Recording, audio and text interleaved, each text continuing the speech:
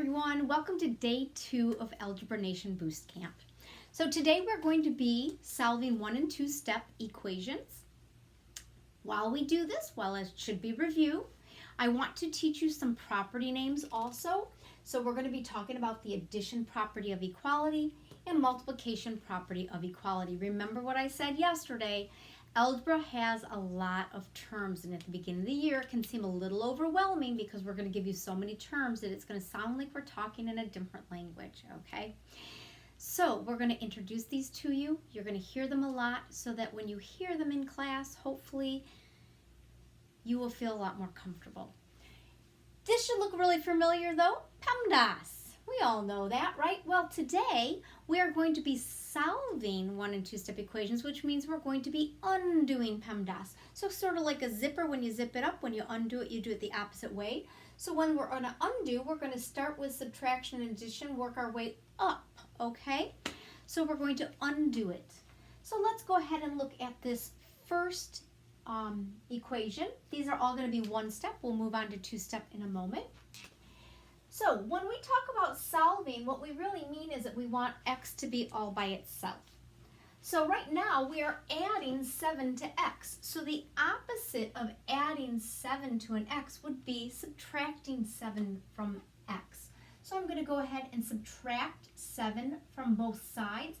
Now keep in mind that's really just adding a negative 7 to both sides. It's the same thing, so I could say that's adding a negative 7 to both sides, and that is why this is called the addition property of equality. It's equal because what I do to one side of the equation, I'm going to do to the other side of the equation.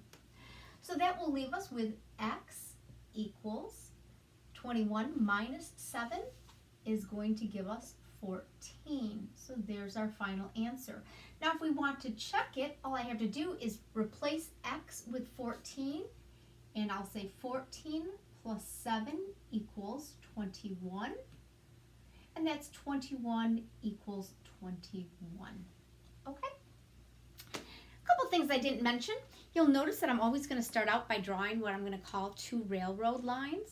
I'm going to be picky. If you have me in class or Mrs. McHugh in class, we are going to be picky. We want you to show your work, okay?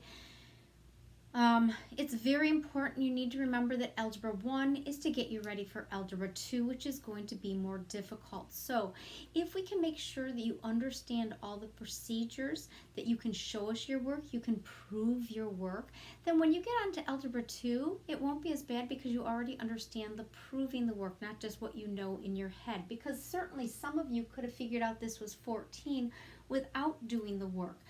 You're going to start out with problems that are obvious, but what we're doing is trying to show you the steps and why, okay? So you do need to follow these steps. Please don't just do it in your head just because you know what the answer is. So looking at the second one, we're going to draw those railroad lines. Again, PEMDAS, undoing it. So the opposite of a negative 3 would be a positive 3. So I'll add a positive 3 to both sides, meaning we are using the addition property of equality. Equality, remember, this is like a teeter-totter. If you put something on one side, it's not on balance anymore. So you have to put the same thing on the other side to get it balanced. And that's why we have the word equality, because we're doing it to both sides. So we're left here with an x. Negative 3 and a positive 3 will be 0. I don't need to write that down because anything, if you add 0 to anything, you just have what you started out with. So x equals 10. And that is our final answer. I'll box that in to make it easy for the person who's checking. That's your teacher. Please do that. If we want to give it a quick check, we can substitute the original problem in with 10 instead of x. So I will write 10 minus 3 equals 7. Let's see, 10 minus 3 is 7, and that equals 7, so it all checked out. Good. Down here, we have 3. Remember, we call this a coefficient because it's right next to the variable. When you have a coefficient next to a variable, that's always multiplication. It's 3 times x, whatever x is. We just don't know what x is right now, so let's figure that out. Now, the opposite of multiplying by 3 would be multiplying by its inverse. So 1/3 is the opposite of 3, because remember 3 is over 1. So I'm going to multiply both sides by 1/3. Now, in this case, I'm going to do an extra step that we don't have to do. I'm going to go ahead and show you that 1 times 3 is 3 on the top, 3 times 1 is 3 on the bottom. Over here we have 18 times 1 is 18, and 3 times that implied 1 here is 3. What I want you to notice is multiplying by 1/3 is really the same thing as dividing both sides by 3. Okay? I want to say that one more time. Multiplying by the inverse is the same as dividing. I want you to know that because later on, in a few minutes, we're going to do one with a fraction. And if you just remember to do the inverse, then fractions are no big deal. They're no different, okay? All right, so 3 divided by 3 gives you simply x, and 18 divided by 3 will give you 6. So could we try that out? Sure, let's do a little check. So we have 3, now that's times 6, so I can't just write it next to it because otherwise it would look like 36, equals 18. 3 times 6 is 18, and 18 does equal 18. So everything worked out good. So let's go up here.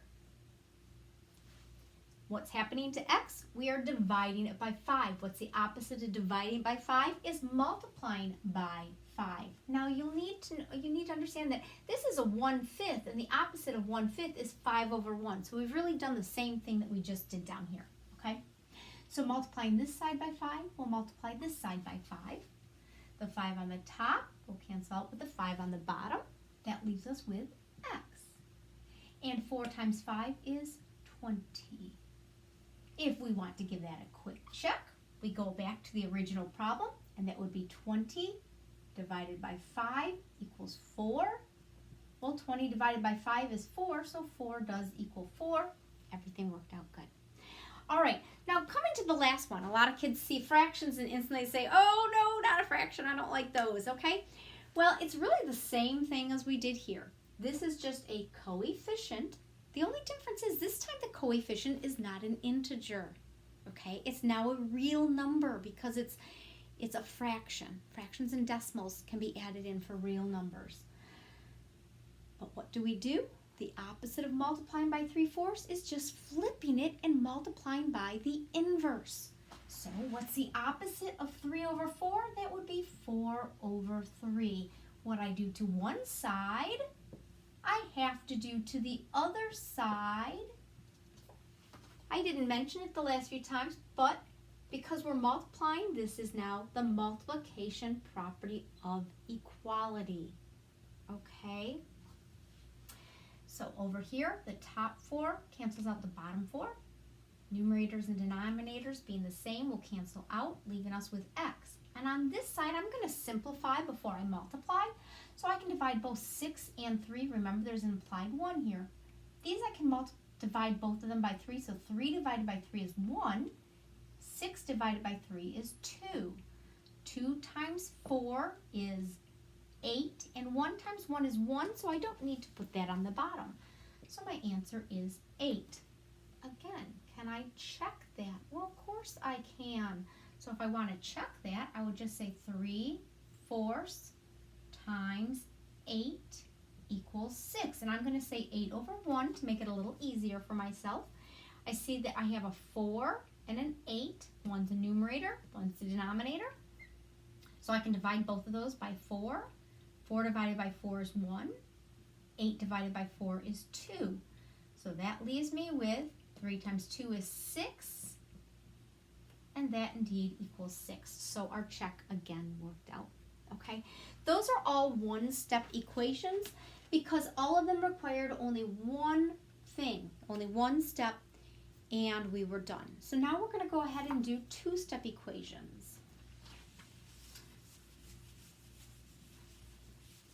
So when we do two-step equations, as you might guess, they will each have 2 steps.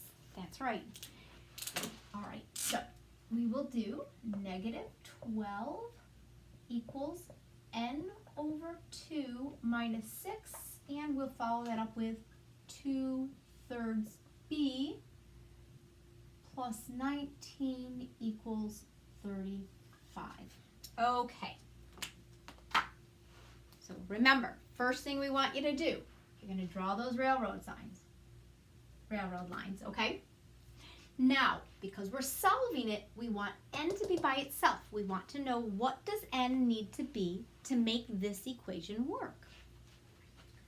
Well, right now we are dividing it by 2, and we're also subtracting 6. Remember, we're doing the backwards, undoing PEMDAS.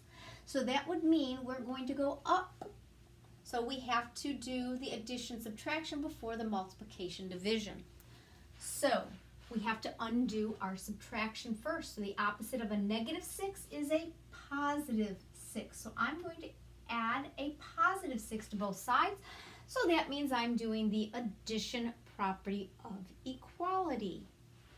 All right, on this side we have more negatives than positives, so I know my answer is going to be negatives. How many more negatives do we have? We have 6 more negatives.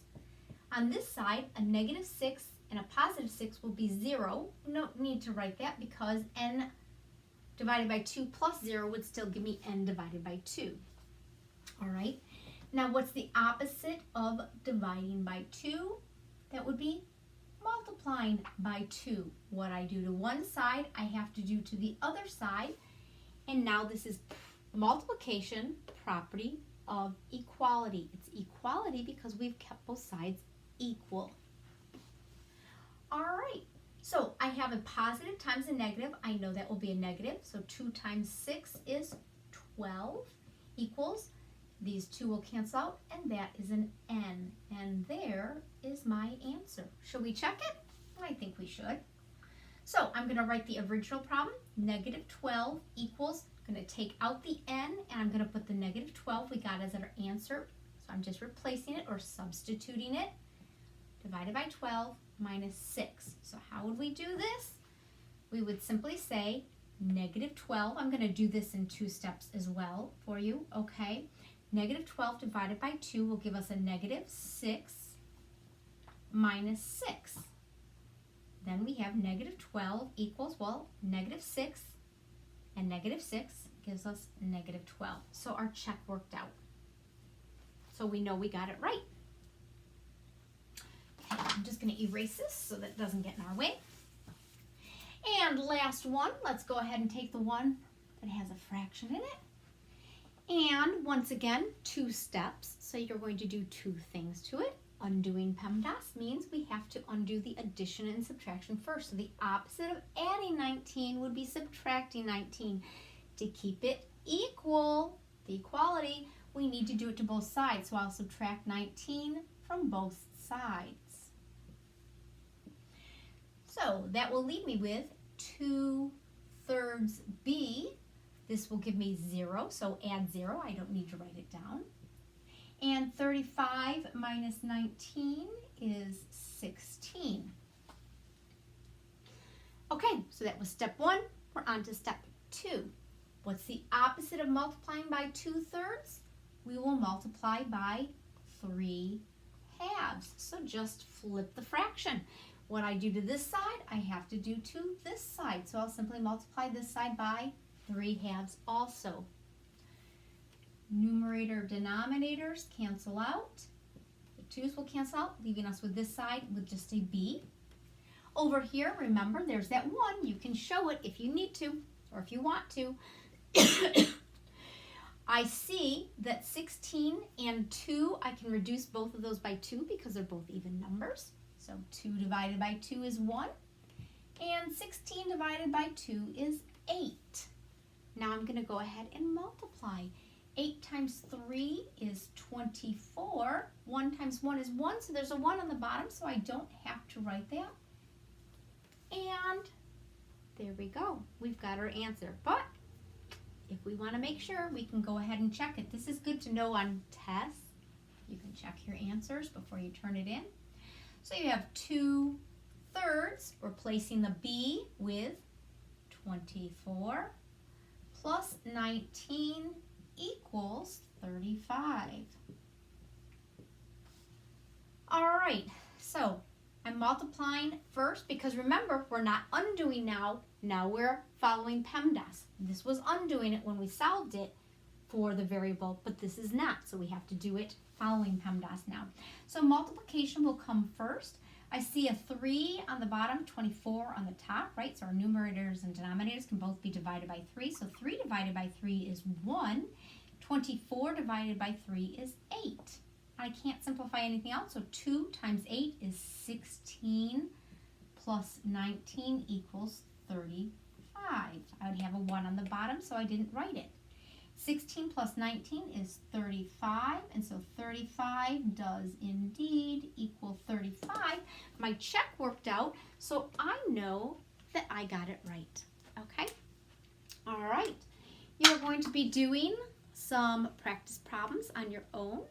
Remember, if you have any trouble, you can watch the video, get the answers. Sometimes when you see the answer, you can sort of work backwards and figure out where your mistake occurred.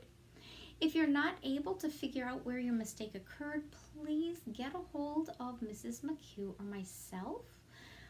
You can text us, you can email us. If you're not comfortable calling us, we will call you back, okay? We are here to help you out, so please use us. So after you do that, you will take the quiz and you will turn that in. All right, good luck everybody. Please call if you have questions. Bye.